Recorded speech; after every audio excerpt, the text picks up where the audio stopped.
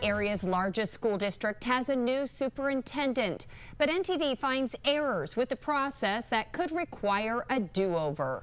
Grand Island Public Schools named Matt Fisher interim superintendent in January, and last night, school board members voted to drop the interim and make Fisher the permanent superintendent. It comes as no surprise, as Fisher has a long career in education and has lived in the community for more than a decade. The surprise is that the board voted on Fisher, something NTV found was not spelled out on the agenda. It was our Grand Island Bureau Chief Steve White who first questioned the move. Steve, this is something you noticed. Did we have any idea, according to the agenda, that they were naming a superintendent? No idea that this was coming, and we have been watching those agendas closely. We've been anticipating that this would happen, but we had no idea it would be coming last night. Now the school board president tells us they made a mistake. We would like to remove interim from his title and just have it as Mr. Fisher, superintendent of the Grand Island Public Schools. Matt Fisher is Grand Island's new superintendent. At least that was the school board's intent.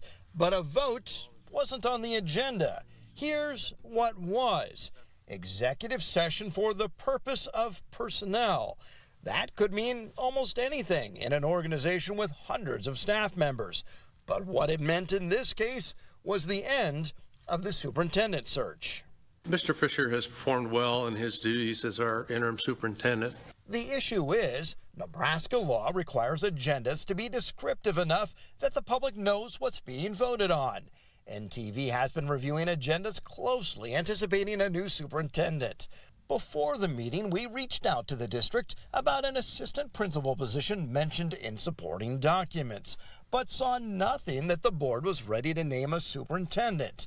We reached out to legal counsel for the Nebraska broadcasters, who says it's clear-cut. There's no way anyone could have known. It's no surprise Fisher got the job, but the vote was a surprise. And on this point, the school board president acknowledges the error. In Hank McFarland's words, quote, "Out of our desire to support Mr. Fisher and inform our community of our confidence in him, our board made an operational mistake. In retrospect, we realized we did not have the appropriate agenda nor action item clearly identified on the board agenda. This is a misstep we take responsibility for." End quote.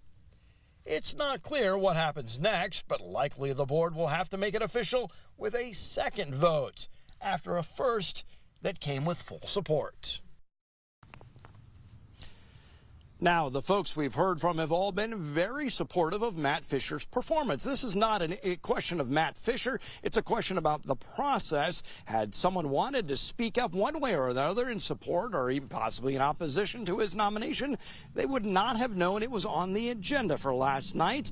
And it's important to point out, this is a position, Colleen, the base salary next year will be $275,000.